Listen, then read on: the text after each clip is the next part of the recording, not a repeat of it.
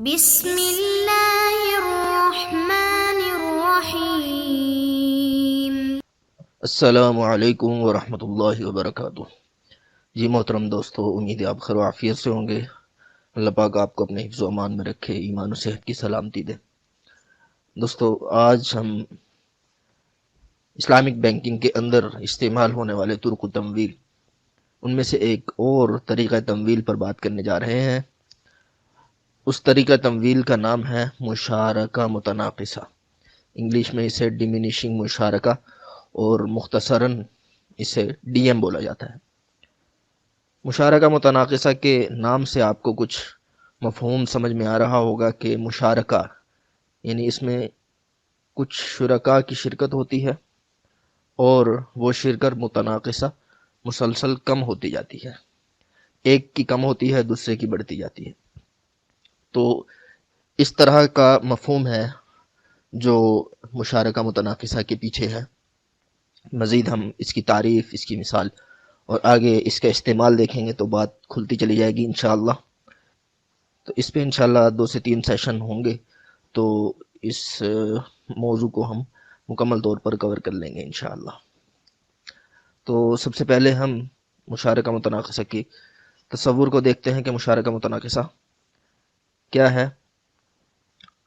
مشارکہ متناقصہ شرکت کی ایک قسم ہے، یعنی جو ہمارے فقہ کتب میں شرکت کا ایک مفہوم، ایک تصور ہے، یہ وہی شرکت ہے، لیکن اس کے اندر کچھ تنوع اس طرح کیا گیا ہے کہ اس میں ایک شریک کا حصہ مسلسل کم ہوتا جاتا ہے اور کم ہوتا ہوتا ختم ہو جاتا ہے، اور دوسرے شریک کا حصہ بڑھتا جاتا ہے، اور بڑھتے بڑھتے کاروبار کا یا اثاثے کا مکمل طور پر وہ دوسرا شریک مالک بن جاتا ہے۔ اگر شرکت عقد ہوگی تو کاروبار ہوگا، اور اگر شرکت ملک ہوگی تو کوئی اثاثہ ہوگا۔ اس وجہ سے اثاثہ یا کاروبار دونوں کو یہاں لکھا گیا تاکہ شرکت عقد کو بھی شامل ہو جائے اور شرکت ملک کو بھی، یعنی مشارکہ متناقصہ شرکت عقد میں بھی ہوتی ہے اور شرکت ملک میں بھی ہو رہی ہوتی ہے۔ اس کی مثال کیا ہے کہ زید اور علی 2 شخص ہیں، دونوں نے مل کر ایک گھر خریدا۔ گھر ایک اثاثہ ہے تو دونوں کی شرکت الملک اس میں ہو گئی۔ اس گھر کے اندر 20% زید کا ہے اور 80% علی کا حصہ ہے، لیکن زید بتدریج علی کا حصہ خریدتا رہا حتیٰ کہ وہ پورے کے پورے گھر کا مالک بن گیا، اور علی کا حصہ کم ہوتا ہوتا ختم ہو گیا اور پورا گھر زید کا ہو گیا۔ اب اس تصور کو اسلامک بینکنگ میں کیسے استعمال کیا جا رہا ہے، کون کون سی ضرورت کلائنٹ کی مشارکہ متناقصہ کے ذریعے سے پوری کی جا رہی ہے، ہم اس پہ بات کرتے ہیں۔ تو مشارکہ متناقصہ ایک تو ہوم فائنینسنگ کے لیے استعمال ہو رہا ہے۔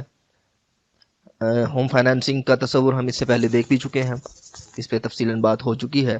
تو ہوم فائنینسنگ کے لیے مشارکہ متناقصہ استعمال ہوتا ہے۔ ہوم فائنینسنگ کا طریقہ کیا ہے؟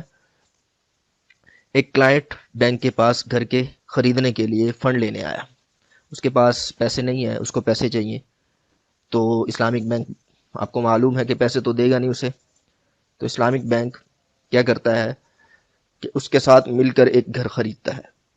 اس گھر کے اندر 20% کلائنٹ کا ہوتا ہے۔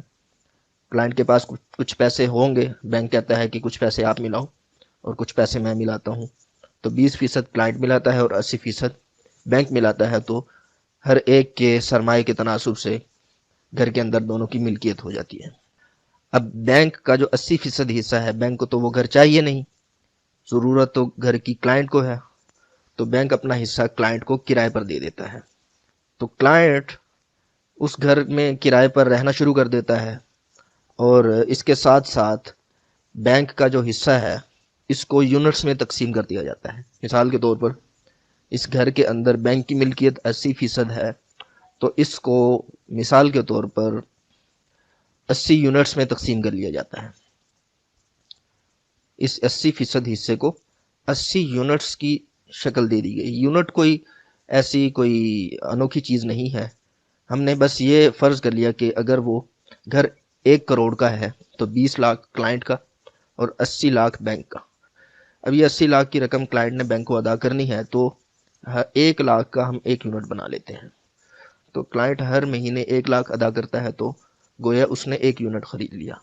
تو یونٹس کی شکل میں ماہانہ بنیادوں پر یا جو آپس میں معاملہ طے ہو اس معاملے کے مطابق کلائنٹ بینک سے یونٹس خریدتا رہتا ہے، اور یونٹس خریدنے کی نتیجے میں بینک کی ملکیت کم ہوتی جاتی ہے اور کلائنٹ کی ملکیت بڑھتی جاتی ہے، اور جیسے جیسے کلائنٹ کی ملکیت بڑھتی ہے اس کا جو کرایہ ہے وہ کم ہوتا جاتا ہے، کیونکہ وہ کرایہ اس ملکیت کی وجہ سے دے رہا ہے جو بینک کی اس میں ہے۔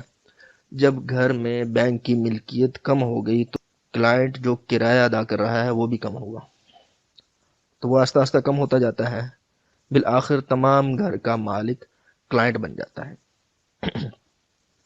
تو محترم دوستو، اب اس میں بینک نے اپنا سرمایہ واپس لے لیا یونٹس کی خریداری کی شکل میں، اور جو پروفٹ تھا وہ کرائے کی شکل میں لیتا رہا، یعنی بینک نے اپنے لگائے ہوئے پیسے پر جتنا پروفٹ کمانا تھا، جتنا اس کا مقصود تھا اس مدت کے لحاظ سے، تو اس پروفٹ کو وہ کرائے کے ذریعے سے نکالتا ہے، جبکہ وہ اپنے اصل سرمایہ کو یونٹس کی شکل میں واپس لے لیتا ہے۔ تو اس طرح مشارکہ متناقصہ کلائنٹ کی ہوم فائنانسنگ کی ضرورت کو پورا کرنے کے لیے استعمال کیا جاتا ہے۔ اس کے بعد مشارکہ متناقصہ کا ایک اور استعمال ہے کہ سروسز کا جو کاروبار ہے، یعنی ایسا کاروبار جن کے اندر لوگ اپنی خدمات فراہم کر رہے ہوتے ہیں، جیسے ٹیکسی ڈرائیور ہے وہ اپنی خدمت اپنی سروس دے رہا ہے، اس طرح دوسرے سروسز کے کاروبار ہیں بے شمار، ان کے اندر بھی مشارکہ متناقصہ استعمال ہوتا ہے۔ تو اس کی مثال ہم دیکھتے ہیں کہ ایک کلائنٹ بینک کے پاس گاڑی خریدنے کے لیے فنڈ لینے آیا، اس کے پاس فنڈ نہیں ہے، اس نے گاڑی خریدنی ہے، لیکن وہ گاڑی گھریلو یوز کے لیے نہیں ہے بلکہ اس نے وہ ٹیکسی کے طور پر گاڑی چلانی ہے۔ تو بینک اس کے ساتھ مل کر ٹیکسی خریدتا ہے، اس کے اندر بھی ہم فرض کر لیتے ہیں کہ 20% حصہ کلائنٹ کا اور 80% حصہ بینک کا ہوگا۔ تو بینک نے ٹیکسی خرید کر کلائنٹ کے حوالے کر دی، دونوں کے درمیان ملکیت کے تناسب سے کمائی میں بھی شراکت طے پائی، یعنی اس ٹیکسی سے جو کلائنٹ کمائی کرے گا، فرض کر لیں کہ اگر وہ 1000 روپیہ ہے تو 800 روپیہ وہ بینک کا ہوگا اور 200 روپیہ وہ کلائنٹ کا ہوگا۔ تو یہ بھی ان کے درمیان ایگریمنٹ ہوتا ہے کہ اس کی کمائی کا تناسب یہ ہوگا۔ تو اس کے بعد جناب کلائنٹ بینک کے حصے کو یونٹس کی صورت میں ماہانہ بنیادوں پر خریدتا رہتا ہے، وہی بالکل سیم صورت ہے جو ہم نے ہوم فائنانسنگ میں دیکھی، تو وہی صورت یہاں ہے۔ تو جیسے جیسے بینک کی ملکیت کم ہوتی جاتی ہے، بینک کی کمائی کا تناسب بھی کم ہوتا جاتا ہے، یعنی ٹیکسی جو ماہانہ بنیادوں پر کمائی کر رہی تھی اور اس کے اندر بینک کا حصہ شروع میں 80% تھا اور کلائنٹ کا 20% تھا، تو جیسے جیسے بینک کی ٹیکسی کے اندر ملکیت کم ہو رہی ہے تو اس کے کمائی کا تناسب بھی کم ہوتا جاتا ہے، اور آخر نتیجہ یہ نکلتا ہے کہ پوری گاڑی کا مالک کلائنٹ بن جاتا ہے جب وہ سارے یونٹس خرید لیتا ہے۔ تو یہاں بھی ایسا ہی ہوا کہ بینک اپنی اصل رقم یونٹس کی شکل میں واپس لے لیتا ہے، اور جو اس نے پروفٹ کمانا ہوتا ہے اس اصل رقم پر، وہ اس کمائی کی صورت میں کما لیتا ہے جو ٹیکسی کے ذریعے سے کلائنٹ کماتا ہے۔ تو یہ مشارکہ متناقصہ کا استعمال ہوا کاروبار کے لیے۔ کاروبار کون سا؟ سروسز کا۔ اس کے بعد ہم جو تجارت کا کاروبار ہے اس کے اندر مشارکہ متناقصہ کا استعمال دیکھ لیتے ہیں کہ کوئی شخص اپنا بزنس کرنا چاہتا ہے، کوئی خرید و فروخت کا کام کرنا چاہتا ہے، تجارت کا کام کرنا چاہتا ہے، تو اس کاروبار کو کھڑا کرنے کے لیے اس کے پاس فنڈ نہیں ہے، تو بینک کے پاس اس مقصد کے لیے وہ تمویل لینے آتا ہے۔ فرض کر لیتے ہیں کہ کلائنٹ کا ارادہ ہے گارمنٹس کا کام کرنے کا، تو ریڈی میڈ گارمنٹس اس نے ہول سیل مارکیٹ سے خریدنی ہے اور آگے اس کو فروخت کرنی ہے، تو خریدنے کے لیے اس کے پاس سرمایہ نہیں ہے، تو بینک کے پاس وہ سرمایہ لینے آتا ہے۔ بینک اسے پیسے دینے کی بجائے ایک خاص مدت تک اس کے ساتھ کاروبار میں شرکت کرتا ہے کہ 1 سال تک کے لیے میں آپ کے کاروبار میں شریک ہوں گا اور آپ کو میں سرمایہ دیتا ہوں۔